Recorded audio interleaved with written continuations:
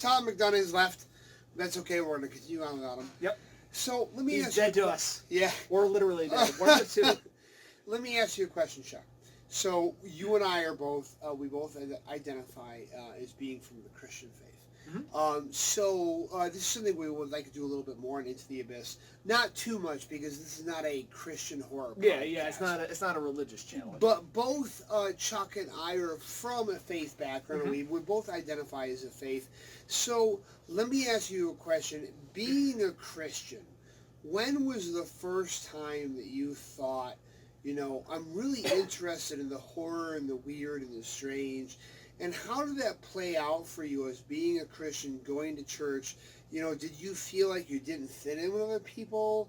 Or were you in an environment where your church valued that? Or how did you go about finding your place as a Christian, but who also liked all of this out-of-the-box, weird and strange stuff? So, I think it's important to clarify what type of Christian, because obviously, whether you're coming from kind of a general like Roman Catholic background versus a evangelical Christian background is a bit different.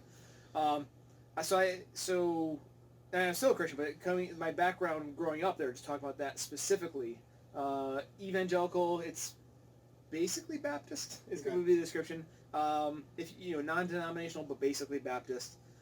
And one interesting story that kind of sticks in my mind in the exact opposite way it was supposed to was actually the whole Satan panic over Dungeons and Dragons. And at the point in time, I actually had never actually played Dungeons and Dragons. I wasn't even sure what it was.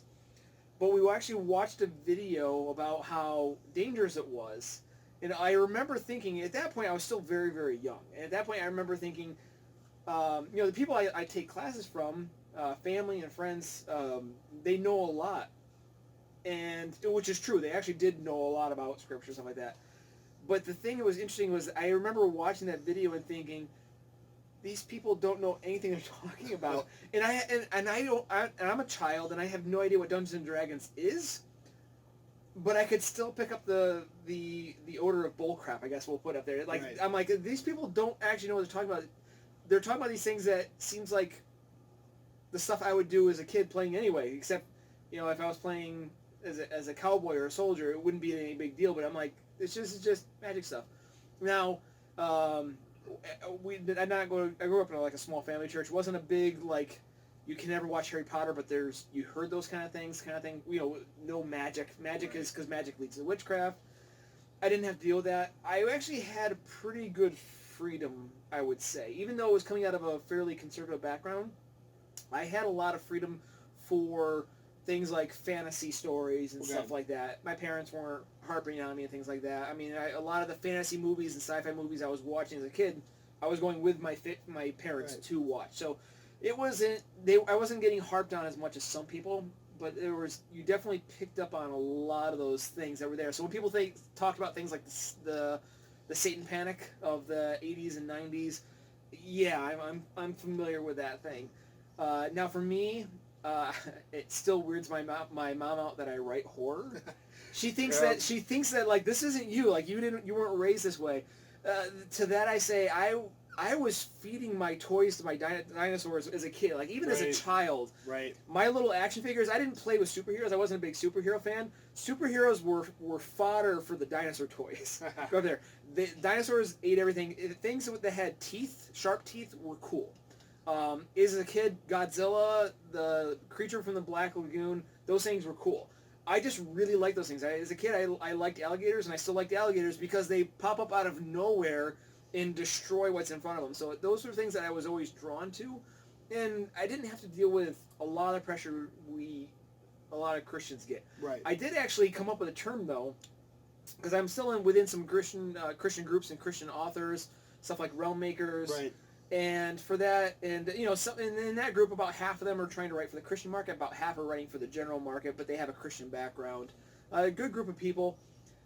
Almost everyone in that group has dealt with a situation where you're among Christians, and there's that person who panics over the thought of magic. That's that group that says, Harry Potter. Harry Potter's evil. Harry Potter's evil. Yep. And you get those moments where you say, oh, I write fantasy. Because I write mostly dark fantasy. That's my go-to. I write usually short fiction horror, but more longer fiction dark fantasy. And you get that, you say, I write fantasy, and you get that reaction like, oh. And I actually coined a term for the group, 2319. 2319 is the code they call out in Monsters, Inc. when there's a sock, and everyone panics and then jumps on it. And if you're a Christian who writes speculative fiction, especially fantasy, and oh my goodness, horror, people like they clench over it. Not everybody. It's not a total church thing. It's not even like a whole church, but there will be some people in attendance who are like, I don't know about that. So we've actually started calling it a 2319. The whole group has actually started referring to it as a 2319, which is that panic you get like fantasy. Fantasy leads to witchcraft. But my favorite story about horror and as it relates to religion is I actually had Jehovah's Witnesses come to my house. Wow. And now for me, my background, I'm okay talking like religion. Like I don't want to do it as like a public thing. It's not my public platform for Facebook. I want to have fun on Facebook because when it gets to religion, I get long-winded. I actually like to study the history and the philosophy of stuff too. I like that. So for having Jehovah's Witness show up, my wife is like, I don't want to talk to people. Me, I actually like the conversations. Right. So we're talking, and they ask me what I do. I say, well, I'm an engineer, and I also write horror.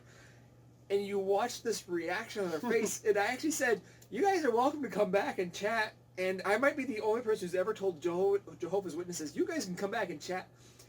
And they didn't want to come back and chat. So here's your pro tip for the day. If you don't want Jehovah's Witnesses to show up at your house anymore, just tell them you write horror, because if they're anything like the ones that show up at my house, they don't want anything to do with it. But yeah, so that was my background. You still get some of that, but it influences what I write, I would say. All right. I'm not out to write Christian fiction. I also don't flip out on people who are like, I want to write explicitly Christian fiction, and power to you. Like, whatever you want to write, go ahead and write. That's cool. Whatever drives you. But it influences. I would tell you that even the most a-religious person in the world, your background and your beliefs absolutely will filter into your fiction. Absolutely. You can't avoid it because your worldview is going to impact your fiction. At a minimum, what will happen is your determination of what's right and wrong is formed somehow. Different cultures around the world will have shifting views on what's right and wrong, and it absolutely will affect who's the hero and who's the villain. Right. So at a minimum, that is the line that says your background will influence this, your worldview influences. So it's there. Now, how far do you want to lean into that? I actually like to lean into it a little bit with a theme. Okay. When I write fiction, I like to have a theme. I like to have a point to the story. I like to, yes, I want to scare you. Yes, I want to put tension into it. I love suspense. I love terror. But I also want the story to have a concept behind it. I want to have a personal struggle for the character. So that goes into it. So a lot of the personal struggles, maybe dealing with family issues. It might be people that I've counseled, people who've gone through some really tough stuff, and it's tough to process. And so I will process it in fiction as put people in similar situations, not to steal from that idea, not to take someone's personal trauma and make it something I can sell. It's not that, but it's more like I've walked through a situation with someone and try to provide counseling and try to be a support for them. And I've seen the pain that's there, or maybe it's pain in my own life. Right. And you want to continue to process it. So you process it through a character. That's a safe place for me as a writer to process it because it's not a real person. Right. And I think readers like to process it as well. They want to come in there and have someone live it out and experience it, and you can see what it's there. So I would say my Christian background usually filters into the themes. Okay. It's more of a, let's deal with moral dilemmas. Let's deal with things because you think through the stuff and you process it and you try to make it work for people in real life, and people are diverse, people have different ideas. Ultimately, you want to treat people well and love people, and when people hurt, you want to help. Right. And so that's where the heart goes out in horror is like, I'm not out there to just beat up on characters. I actually want to care about the characters and understand their nuance and put them through some really tough situations because that's processing the tough situations in life. Okay.